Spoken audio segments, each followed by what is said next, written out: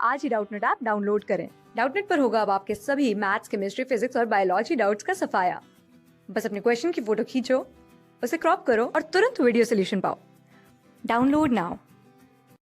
इस क्वेश्चन में हमसे पूछा गया है which of following methods is suitable for preventing an iron frying pan from rusting. एक फ्राइंग पैन है जो कि आयरन का बना हुआ है, ठीक है।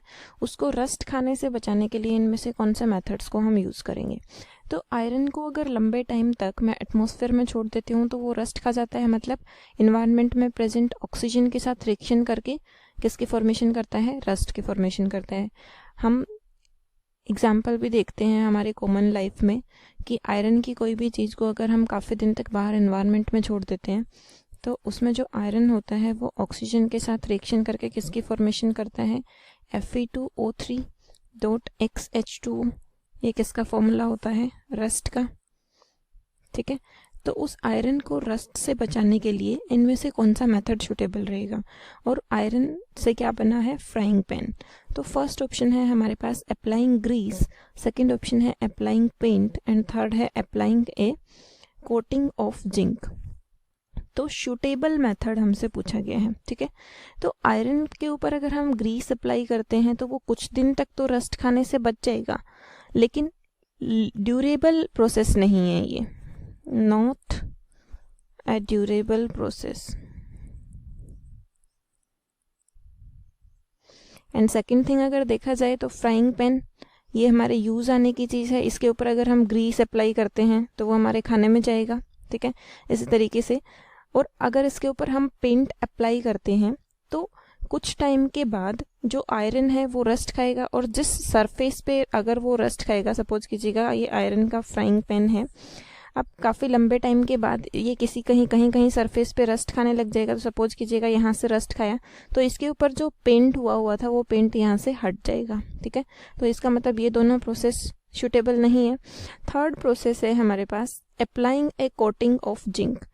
जिंक की कोटिंग कर देंगे हम आयरन पे। इस प्रोसेस को हम क्या कहते हैं, गैल्वेनाइजेशन भी बोलते हैं, ठीक है। तो गैल्वेनाइजेशन क्या होता है वो हम समझ लेते हैं। गैल्वेनाइजेशन, तो गैल्वेनाइजेशन एक प्रोसेस होता है रस्ट से बचाने के लिए, और उसमें क्या होता है, जिंक की कोटिंग होती है आयरन के ऊपर और स्टील के ऊपर। तो हम यहाँ पे लिखेंगे is the process for of applying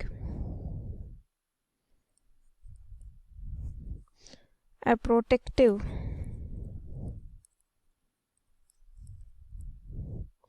zinc coating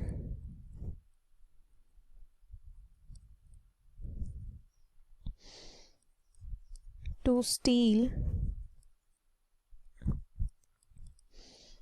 and iron, ठीक है।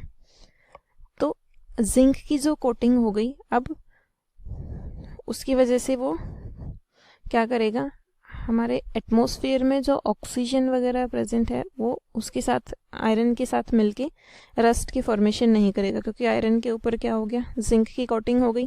और जिंक लेस रिएक्टिव होता है एटमॉस्फेरिक ऑक्सीजन को, और एटमॉस्फेयर में जो ह्यूमिडिटी प्रेजेंट होती है, ठीक है। तो इसकी वजह से आयरन रस्ट नहीं खाएगा। तो आंसर कौन सा करेक्ट हो गया हमारा, option 3, applying a coating of zinc. Class 6 से 12 से लेके नीट, IIT, JEE मेंस और एडवांस के लेवल तक 10 मिलियन से ज्यादा स्टूडेंट्स का भरोसा। आज ही डाउनलोड करें डाउटनेट ऐप या व्हाट्सएप कीजिए अपने डाउट्स 8400 400 400 पर।